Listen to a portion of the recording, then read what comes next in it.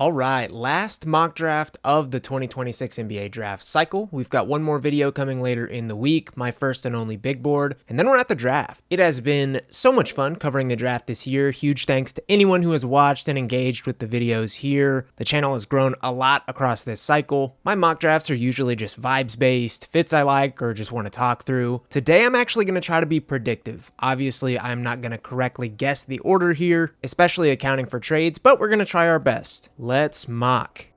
First overall, we have AJ Dibonsa being selected by the Washington Wizards. He is currently the odds-on favorite to go number 1, and it certainly feels like the most realistic of the three outcomes presently given where Washington is at. CJ McCollum led the Wizards in scoring last year. He is now an Atlanta Hawk, and the next best player scored 16 points per game in Alex Sarr. Plenty of players in Washington will see internal development and thus scoring boosts, but they are in desperate need of offensive juice, which Dibonsa offers the most. He has pretty incredible creation tools for his size, able to get downhill, find his spots in the mid-range, and he should see an upward trajectory in terms of shooting the ball. Even outside of offense, Dibonsa just offers a great template on the wing at 6'9" with a 7-foot wingspan that would make any team jump at the opportunity to take him. And I think accounting for every factor that the Washington Wizards will fit into that. At number 2, we have an early curveball with the Utah Jazz taking Duke's Cameron Boozer. I'm on the record as a massive fan of DP's game, so it's really nothing to do with his talent level or fit in Utah, which I think is great, but I have come around on the idea of the Utah Jazz selecting Boozer for a few reasons. Firstly, Danny Ainge-led organizations haven't been afraid to go against the grain before, and creating this absolutely massive lineup by adding Boozer feels like that decision, and I don't necessarily even think it would be the wrong one given how complete a prospect he is. Secondly, do the Jazz really care about Boozer's fit anyway, given he could play alongside Jaren Jackson Jr.? And Walker Kessler's fit in Utah has long been in limbo. Lastly, while I still consider Darren Peterson the top prospect overall, there's no debating he had the most question marks hanging over his lone collegiate season, and with the Jazz wanting to press the go button next season, taking a floor and ceiling raiser like Boozer makes sense on a lot of levels. So much so that this is my official prediction, and I'm gonna stick with it. The Grizzlies have kind of been penciled in as the Cam Boozer landing spot since lottery day, though they won't ultimately have the choice here, taking whoever in the trio falls to number 3. They won't complain regardless, here getting what is likely the best shooter shot maker in the class, as well as the best defender of the bunch, a side of the ball that they have long valued in Memphis. With Peterson and Cedric Coward, the Grizzlies would have shot-making wings shored up for the next decade, with 2 really impactful building blocks and a team that does its best work at the draft. Additionally, there remains some more guardy, on-ball upside for Peterson down the line, especially with some non-ball dominant players like Coward, Edey, Wells, and more littering the roster. Regardless of who falls to Memphis, they'll be getting a star caliber player, and Peterson profiles as a two-way player they'd be massively excited about. This continues to be the easiest pick of every single mock draft, with the Bulls recently expressing their desire for size, length, athleticism, and physicality, with the player who most fits the slap mentality perfectly, Caleb Wilson, slated to fall to them at number 4. Wilson's massively talented in his own right, having done everything possible to make his way into the top 3, though for myself and plenty of other evaluators, his lack of three-point shooting and ranged game in general is sort of an Achilles heel. Still, Wilson's exactly what the Bulls are looking for, with elite finishing, a high defensive ceiling, and more feel for the game than your typical rangy forward. The draft is a continually shocking event, but I don't know that anything would shock me more than Caleb Wilson not going fourth, or the Bulls not being the team to take him there. At number 5, we have the LA Clippers, who still feel like they're playing with house money after winning the coin flip over Indiana. Here they'll swing on who many consider the highest upside player in the class, save for the top 4, Michael Brown Jr. Keaton Wagler's meteoric season has him tentatively placed as the 5th best player in the class for many, myself included, but given his lack of athleticism and just how quickly he rose through the draft ranks, I don't think it's out of the realm of possibility he slips past 5. In that event, Michael Brown Jr., with all the upside in the world with positional size, three-point shooting volume, great finishing numbers, and more, feels like the choice. His season at Louisville wasn't perfect, marred by the back injury, but his projection as a good backcourt player, be it at point guard or even shooting guard with size and shooting, makes sense for LA. I'll also throw out another option in that I still think a lot of teams are going to covet Darius Acuff Jr. here, looking to trade up, though the Clippers still might not, meaning they could move back and pick up some value and get their guy. As mentioned, a fall for Illinois guard Keaton Wagler doesn't feel completely off the table, and several have projected him to slip all the way to the Kings at number 7, the Mavericks at number 9. I myself have a pretty tough time seeing Wagler get past Brooklyn 6th overall, even accounting for Kevin O'Connor's reporting that Wagler backed out of a Brooklyn workout. At last year's draft, the Nets prioritized positional size, feel for the game, passing ability, and projected shot making in their lottery pick, all good overlap with Keaton Wagler, who has one of the best combinations of skills that I've seen despite that lack of verticality. I think Wagler's more on-ball slanted than Yegor Dioman, able to really tote the rock, get downhill with craft, and shot and playmake in the pick and roll. Brooklyn is seemingly in need of a lead guard, but enamored with some of the bigger wings that it's worked out. I think Wagler offers some of both, a high upside player with a great floor of offensive feel and impact. I want it on record that I really believe that Darius Acuff Jr.'s range is above this, but should he fall to Sacramento, I'd be inclined to believe the reporting that they covet him as their star guard of the future, and rightfully so. I think it's gone somewhat under the radar that in terms of both production and winning, Acuff was very well the second best player of everyone mentioned so far, save for Cam Boozer. He was ultra productive, helped win a really good SEC, and led his team to some tournament wins. Acuff's poise at that age and position is just not often seen, and I think he's such a legit player, even accounting for some of the deficiencies. I also get some of the hesitancy around a smallish guard who's not a good defender, or maybe even average defender, but I also think the Kings are very uniquely positioned to add him as the very first building block, able to assess those issues with both development and team construction for the next several years. The top center in the class for most, Michigan Titan Adai Mara, is off the board at number 8. As I stated in my live mock a few days ago, this is pretty rich for me just generally for Mara, especially for the Hawks, but from everything I've heard and read it seems plausible on draft night, and at some level I do understand. Players like Mara don't come around often, at 7'3" with a 7'6" wingspan, immediately offering one of the best measured players in the entire class, in the entire league. And his ball skills, such as finishing and passing, are real pluses that make him a lot more versatile than meets the eye. I will assert, before this potentially happens, that I think the Hawks would be better served to try and cash in on one of the guard options here and address their need for a big later in the draft or on the trade market. Still, Mara would be an exceptionally fun fit in the Hawks' core of three-point shooters and wing defenders.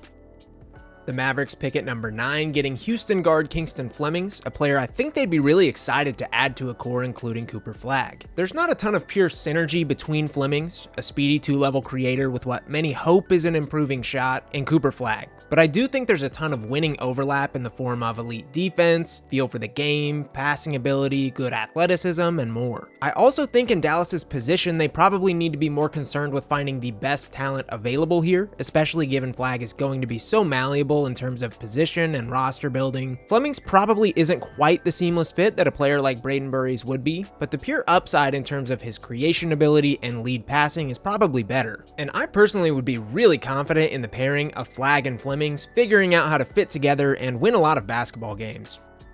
The Bucks cap off the top 10, taking Arizona guard Braden Burries, one of the top available players given his mix of skill and ability to impact winning. Burries is on the older side for a freshman, but still wowed at Arizona with his blend of strength and speed, ability to play on or off the ball, defend across multiple positions, and more. I think he plays bigger than the measurements say, and feels exactly like the type of glue wing that we've seen see success in the postseason this year. The Bucks are in an interesting spot, seemingly ready to finally pull the lever on a Giannis trade, and with a blank slate roster ahead of them. Given that, I really love a pick with a mix of known factors as well as upside, and Burries feels like that to me with his blend of pro-ready production as well as upside in simply giving him the ball, which he had less than his 5-star peers in college.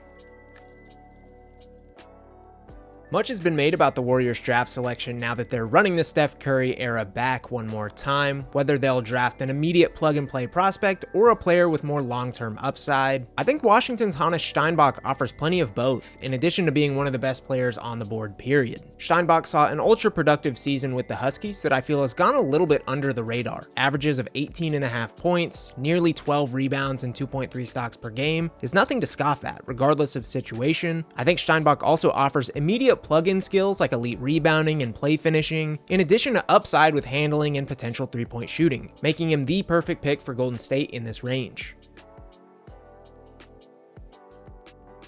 The still contending Thunder, much to the dismay of the league, still have a lottery pick, and I think the selection of Texas wing Dalen Swain makes too much sense for me to shake. The passing up of Yaxel Lindeborg would be a bit of a shocker from a purely basketball perspective. He checks pretty much every box on the court that they need in a big wing, and is seemingly ready to contribute given his experience. Still, the Thunder don't have a lengthy history of drafting players this old, especially in the lottery, and Swain offers a little more on-ball juice that I think the team would covet. He can create and take pressure off other Thunder playmakers, in addition to being a real wing with ancillary skills such as rebounding, passing, and defense. Ideally, OKC would likely want to grab him at number 17, but I'm not entirely sure he'll slip past teams in the 13 to 16 range, meaning OKC would probably just grab him here. Okay, this wasn't billed as a mock draft with trades, but if you were a Miami Heat fan coming here to learn who your team is going to draft, congrats, I deem you the Giannis suitor. There's been reports that the Bucks have been operating as if they'll have multiple lottery picks, and I think the Heat's framework also just seems to make the most sense. I know we've done this song and dance plenty of times, but it really does feel on the horizon with Miami at the top of the list. Tennessee wing Nate Ament didn't see a sparkling season with the Vols, but still showcased some really tremendous upside with his size and fluidity, shot making, driving ability, point of attack defense, and more. With an ironing board taken to his skill set, he could become the prototypical modern wing. This is the exact swing that many expect the Bucks to make at number 10, though the blow feels softened already having Burries in the bag. Yaxel Lindeborg doesn't slide far, landing with the Charlotte Hornets, who cap off the lottery with the perfect pick. Lindeborg reinvented himself at several points through his college career, starting out as a glass-crashing, play-finishing big before evolving into a jumbo dribble-pass-shoot wing for a champion Michigan squad. His feel for the game, ability to mesh into different roles and play on the perimeter feels tailor-made for the Hornets system, who shouldn't be scared off by age given they want to win and win now. From a feel perspective, Lindeborg feels like a great fit for Ball, Miller, Knipple, and the Hornets won't hate his advanced analytics either.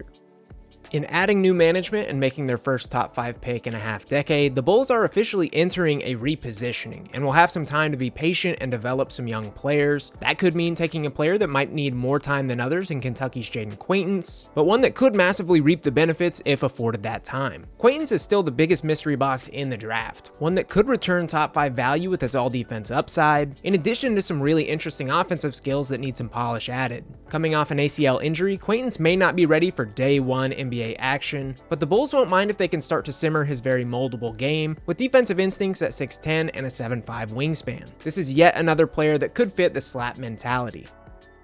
With the Grizzlies usually landing Boozer in mock drafts, few have been assessing bigs for them with their second first-round pick, but grabbing Peterson gives them some really interesting options at number 16, especially if Merez Johnson Jr. is still on the board, which isn't a given. After transferring from Illinois, Johnson was stellar in fitting in between Lindeborg and Mara in the Wolverines' front court, being asked to play finish, rebound, and defend across multiple positions. He checked off all 3 of those boxes, and his measurements coming back at 6'10 with a 7'3.5 wingspan cemented his stock as one of the best mobile bigs in the class. Memphis has Zach Edey anchoring the interior, but still has need of a rangy power forward, which Johnson provides. Additionally, while it was exceptionally low volume, he also has some of the more believable shooting chops for a big at 34% in his sophomore season, with an okay shot form and 78% shooting from the free throw line. Leaving with both Peterson and Johnson would be a massive win in my mind for the Grizzlies.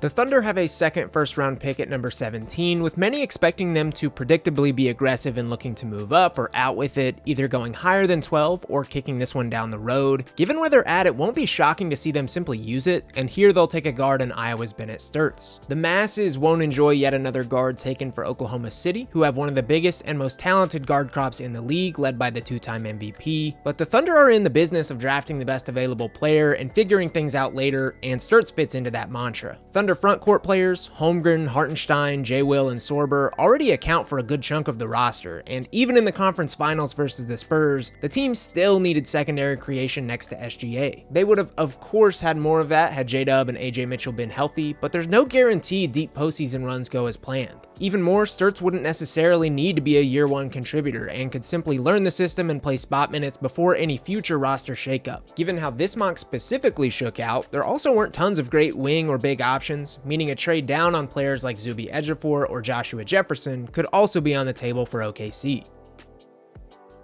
The Charlotte Hornets have been linked to forward Allen Graves in a few different spots by some of the major mock drafters, and it's believable enough for me to pencil him in as the team's second pick here. Graves is a highly unique player. He has good measurables at around 6'9" with a 7-foot wingspan, though his natural athleticism leaves a lot to be desired for many. Even more, his overall profile is very singular as well, offering a forward that has elite hands, plays the lane, can shoot, and connect offense with passing. Much like Lindeborg, Graves offers a forward or even jumbo wing that can make up ground in plenty of the non-scoring ways. It's clear that Ball, Miller, Knipple is the bucket-getting future for Charlotte, so grabbing talents that are great in the in-between areas and can play quick, high-feel basketball feels like a good bet. The Hornets won't necessarily have addressed rim protection with this draft, but could look to do so on the trade market.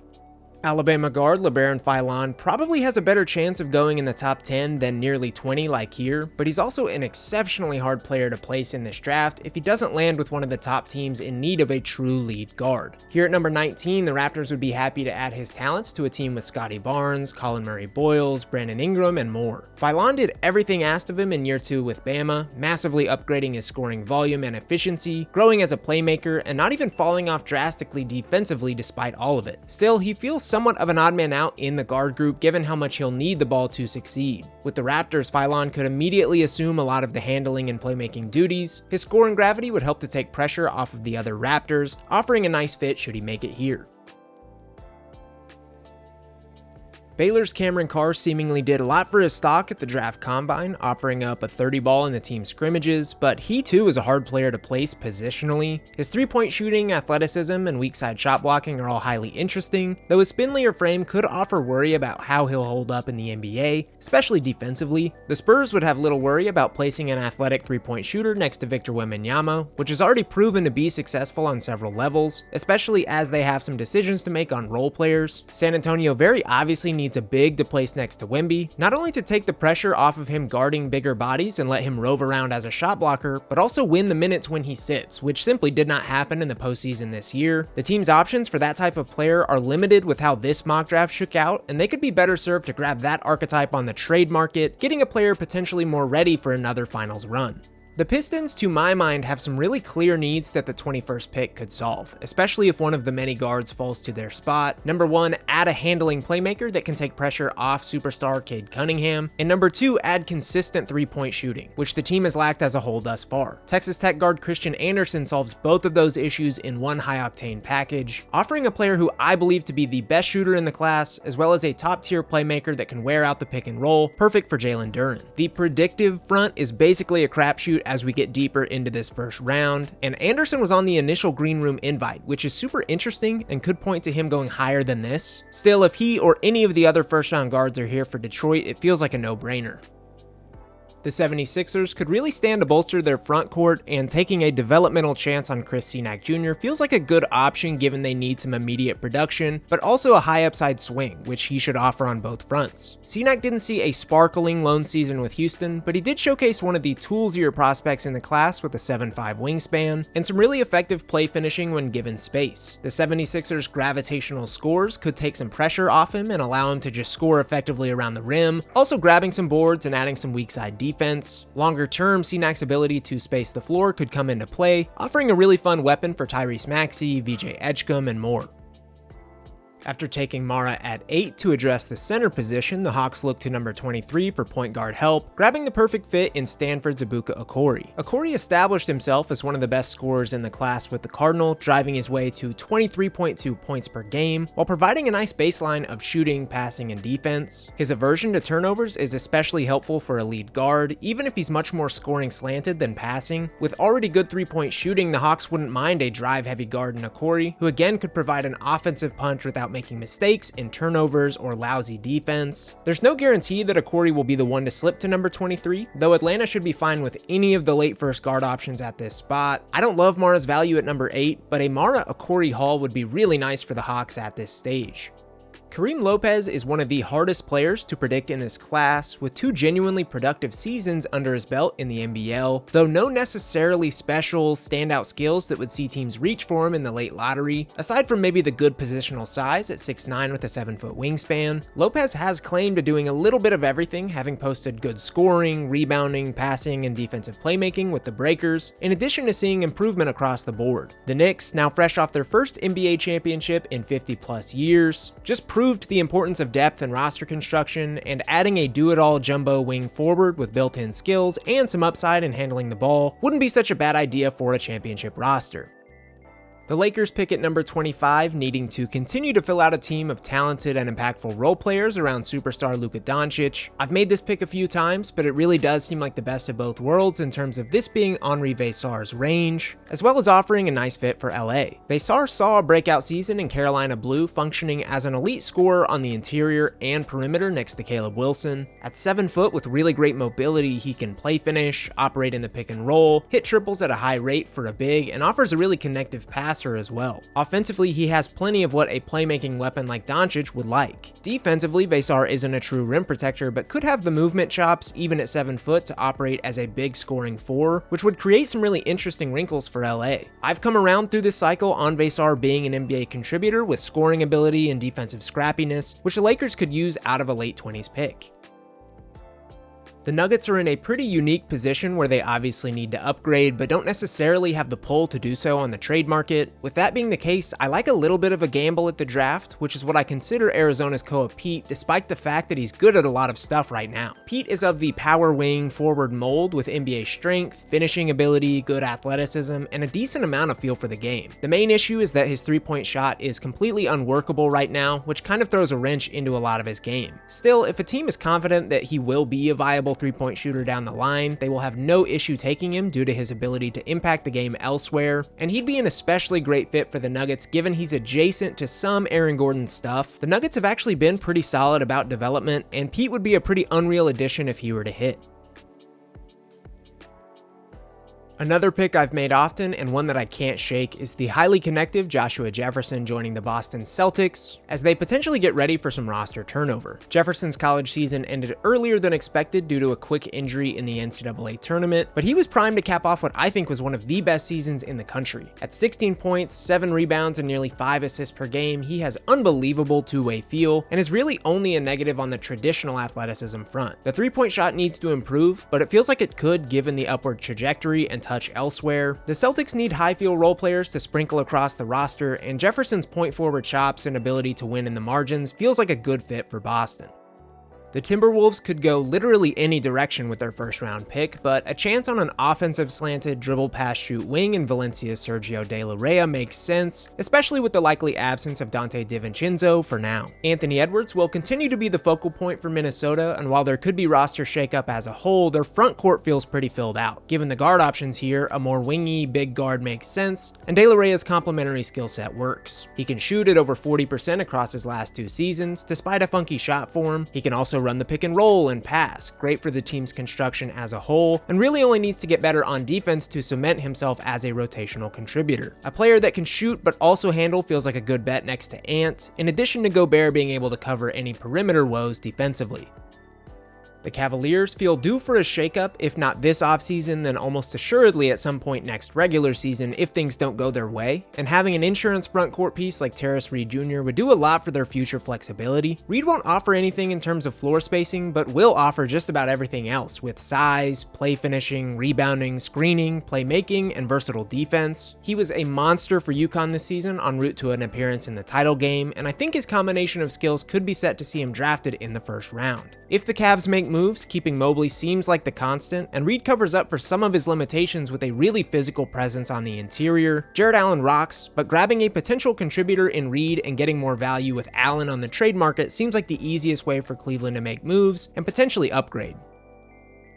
The Mavericks cap off the first round in our mock draft with the number 30 pick, for my money needing to take another upside swing as they move into an era without a massive amount of draft picks. Arkansas hybrid Malik Thomas feels like the play if still here, which isn't a certainty given the amount of NBA decision makers that reportedly said he should be draft bound. Thomas is a highly interesting player, having come back at 6'4" with a 6'6" wingspan, but playing sort of a combo-y role next to Darius Acuff Jr. in the sense that he was an off-ball scorer and playmaker, and also had some real defensive impact on the wing for the Razorbacks. With Flagg and what many think will be a point guard with their top pick in 2026, a versatile combo guard/wing makes sense as a player that will provide off-the-ball impact, but could also moonlight as an on-the-ball scorer in moderation while playing the lanes on defense. The Mavericks will have tons of options here regardless.